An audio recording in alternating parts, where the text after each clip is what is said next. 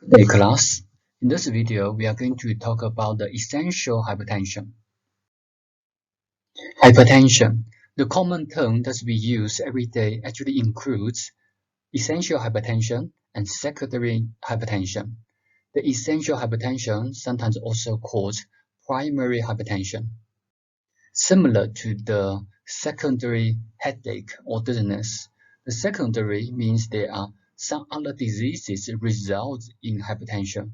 For instance, this patient, the hypertension, the high blood pressure, is from kidney failure or the kidney's problem, or some such as the adrenal gland, the problem in the adrenal gland, or other diseases. So if there are some other diseases, then we call it secondary hypertension.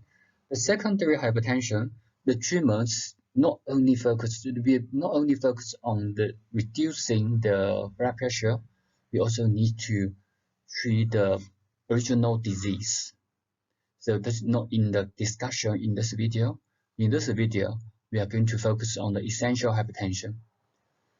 Hypertension is a serious medical condition, and it can increase the risk of the heart, brain, kidney, and other diseases.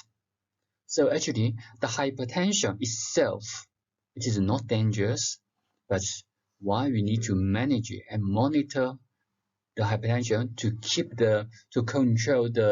manage the hypertension under control.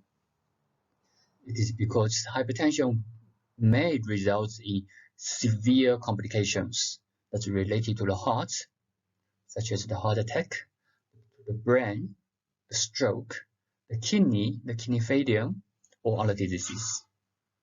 It is a major cause of premature death worldwide. It's with about 1 in 4 in men and 1 in 5 in women. So 4 gentlemen, so globally, 4 gentlemen, 1 will suffer from hypertension. 5 ladies, there's 1 lady will suffer from hypertension.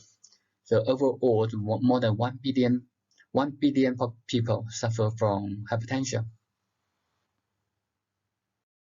Especially in the low or middle income countries, 2/3 of cases are found in these countries, due to the increased risk factors in these populations. For hypertension, apart from the treatments, the education is very important. We need to tell the patient, we need to educate the patient the importance of the hypertension, or the importance of keep the blood pressure under control. Many people with hypertension, they don't have any symptoms and may be unaware there's a problem. And some, they may know that their blood pressure is high, but because they don't have any symptoms, so they don't take it seriously. Essential hypertension, more commonly known as high or raised blood pressure. How to diagnose hypertension is that in the office or in a clinic, you're going to check the blood pressure, the SBP and DBP over 140. It's above 140/90, but not once. You must repeat 2 to 3 times. After 2 to 3 times in different days, if you check the blood pressure above 140/90, then you can diagnose this patient as hypertension. Which means if this patient comes to you in the early morning, you check the blood pressure, and it is the blood pressure is above 140/90, and now in the afternoon the patient comes again just to double check, it's still above. This only counts once. So you need to check in different days, not in one day. In this slide, we said the symptoms of hypertension may include chest pain, shortness of breath, palpitation, claudication, edema, headaches, blurred vision, bacteria, dizziness. All these symptoms may present in hypertension, but actually more commonly, many patients they don't have any symptoms. So many people uh, they know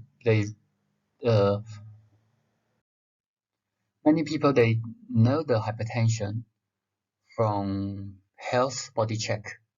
For example, some people they go to gym and then they check the blood pressure at gym, then they realize, or they go to the health shop, or they have some other diseases. They go to the doctors and then the doctors accidentally check the blood pressure and then they found the blood pressure is high. So many people have no symptoms at all.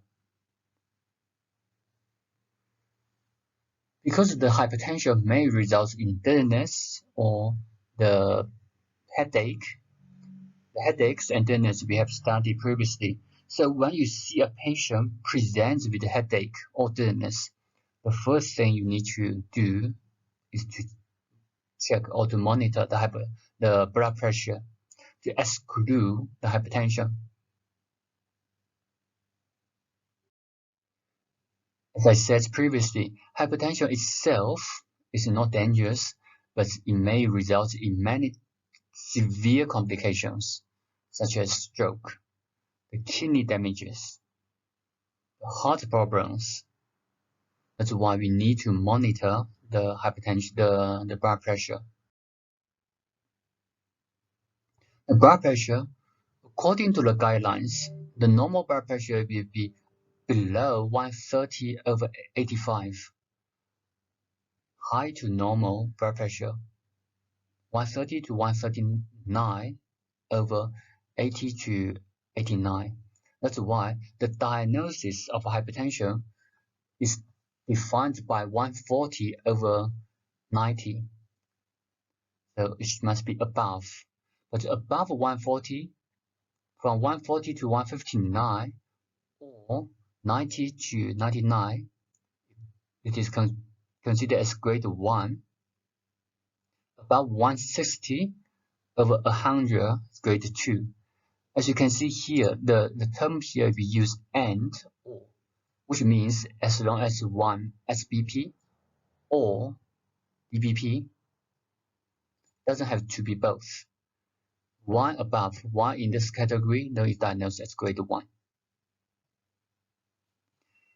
Hypertension, the reason why we need to identify different grades, the grades can help us to identify the risk factors.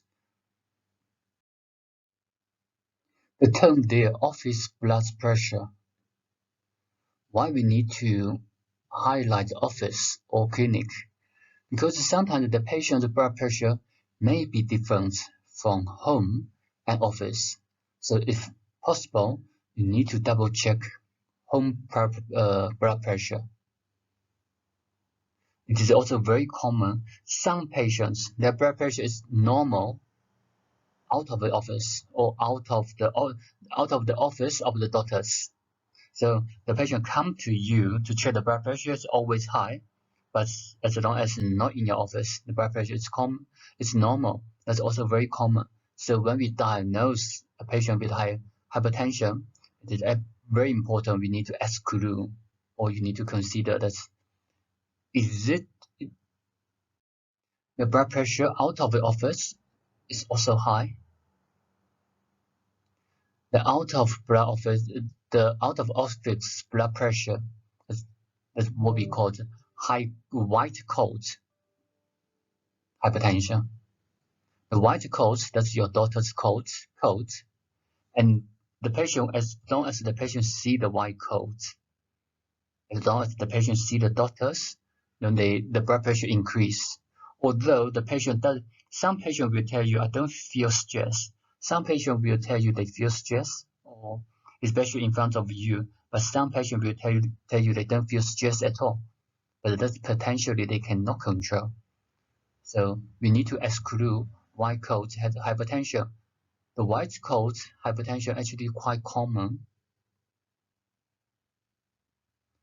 Blood pressure. You need to, if you diagnose or if you suspect this patient, the blood pressure may be high, we need to monitor.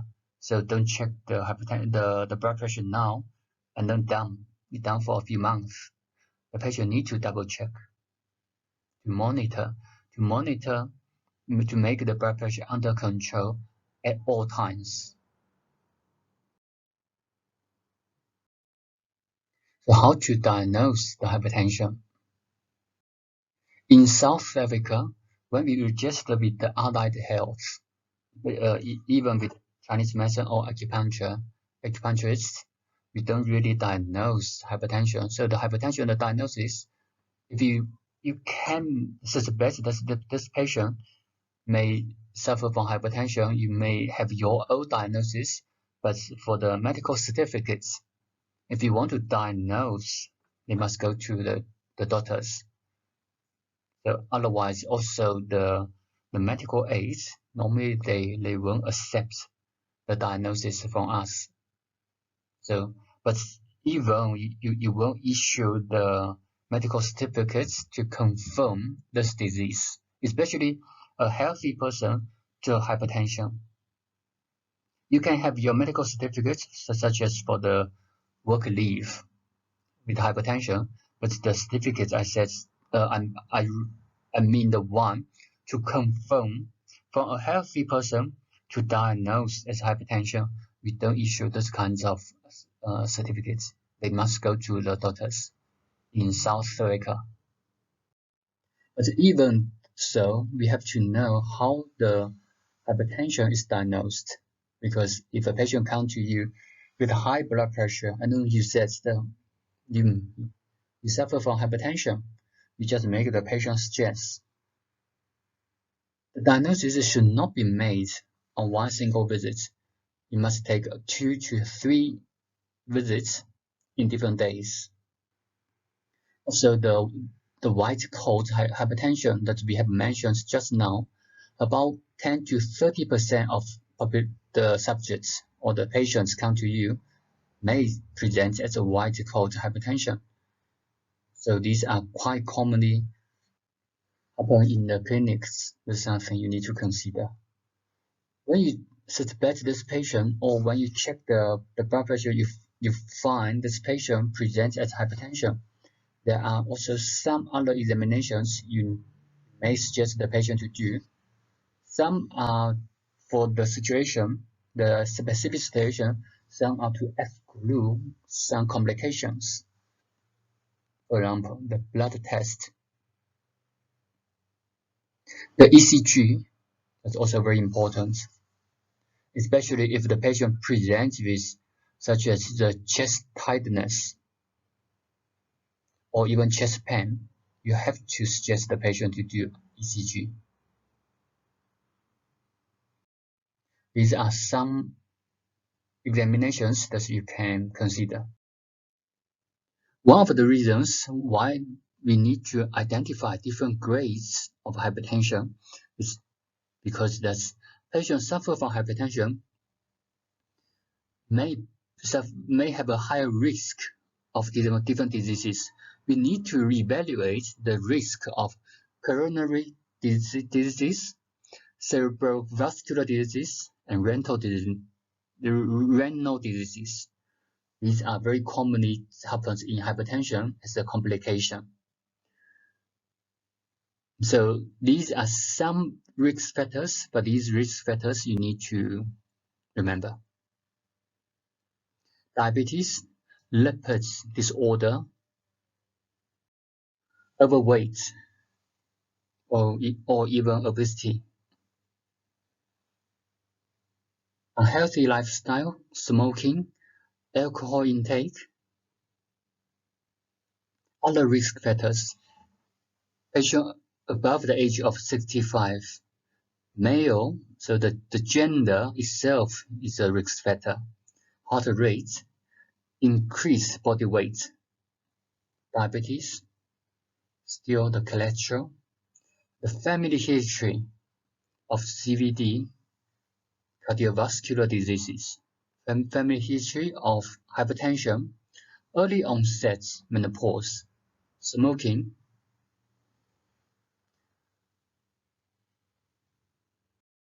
and also some other diseases that are related to the heart, LVH, left ventricular hypertrophy.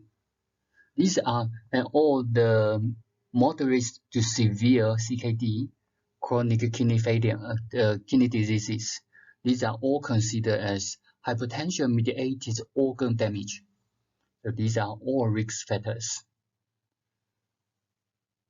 Also, if the patient presents with HMOD, hypertension-mediated organ damage, the blood pressure may need to be controlled stricter and other possible diseases. Although hypertension is very common now, and many people suffer from hypertension, they don't have any symptoms. But sometimes the hypertension can become very dangerous or severe. Hypertensive emergency. This refers to the elevated blood pressure with acute HMOD. So the organ includes retina, brain, the heart, the large arteries, and the kidneys.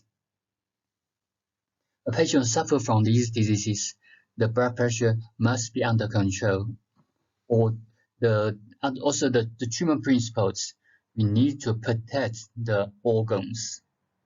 But these emergencies, the reason why we have to introduce these emergencies, when you see this kind of patient, a patient comes to you with the blood pressure over 200, above 200 over 120 with severe headache, you must send the patient to the emergencies or the casualties. So you should not treat the patients in your clinic. That's why, as an acupuncturist, when you practice in future, although some diseases we don't treat them with acupuncture, but you need to know these diseases because you will never know what's the next patient or what's the condition of the next patient who comes to you. These are some other possible diseases that's in during the hypertensive emergencies. All these are actually quite severe. That's why we don't see these patients in your clinic. You have to send them to casualties.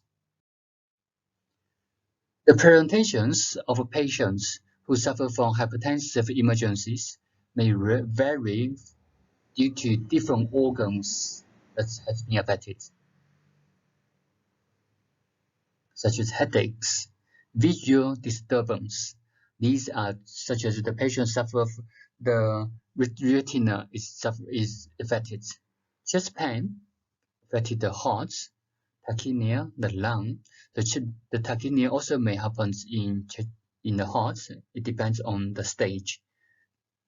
Or stroke, something related to the nerves, and others. As we mentioned, that the hypertension may result in severe complications. So apart from the treatment, apart from the tablets from the doctors, or if you have to, you can use acupuncture. But apart from the treatments, we need to educate the patient to have a healthy lifestyle and diet. Those are something they can work on. For example, if they can lose weight, if they can lose some weight, the blood pressure is going to drop automatically. If they reduce the salt intake in their diet, the hypertension also may drop automatically. So that's something they can work on.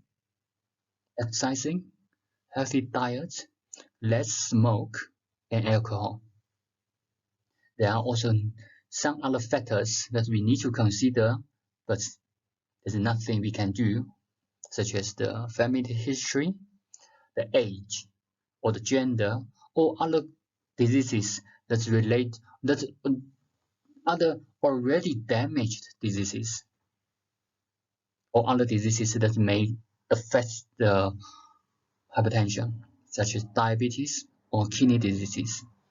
If the patient suffer from diabetes or the kidney problems, then the blood pressure may need to be even lower than 140/90. It depends on the stage of specific diseases. Some requires below 130/80. Hypertension can be managed by reducing and managing the mental stress. Regularly checking blood pressure is recommended. Regular checking the blood pressure. Sometimes the patient will tell you that I'm checking my blood pressure every day in the morning at 7 o'clock, and my blood pressure is high. And then the blood pressure is normal. This is not a good habit to check the blood pressure. To monitor the blood pressure, we need to ask the patient to monitor in different times of the day. For example, today they check at 7 o'clock, tomorrow they check at 11 o'clock. On the third day they check in the afternoon, and then sometimes they check in the evening. In this way, the patient, after a certain period, the patient will have a general impression of the blood pressure or over 24 hours. Because sometimes it's very common that every morning at 7 o'clock, the patient check the blood pressure is normal. But during the day or in the afternoon, the blood pressure is elevated, but because the patient didn't check, so we would never know in our impression that the patient's blood pressure is normal. But the fact is, the blood pressure is high. The blood pressure is only normal in the early morning, because even in a healthy person, the blood pressure will fluctuate during the day. So especially in the early in the morning, that's the peak,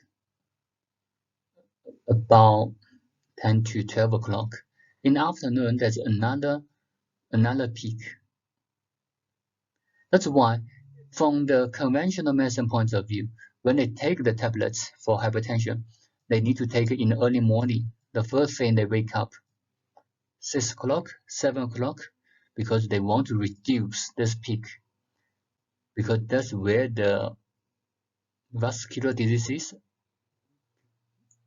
may happen or more likely to happen. So they want to reduce the peak. If the patient have to, they can take again another tablet or the second time about 2 o'clock in the afternoon to reduce this peak. That's from conventional medicine point of view.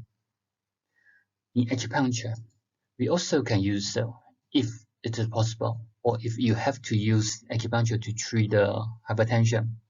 You also can treat the patient twice a day according to the flow of the blood pressure. Different races may have different prevalence of hypertension as well as the complications. So different races, they need to be more careful.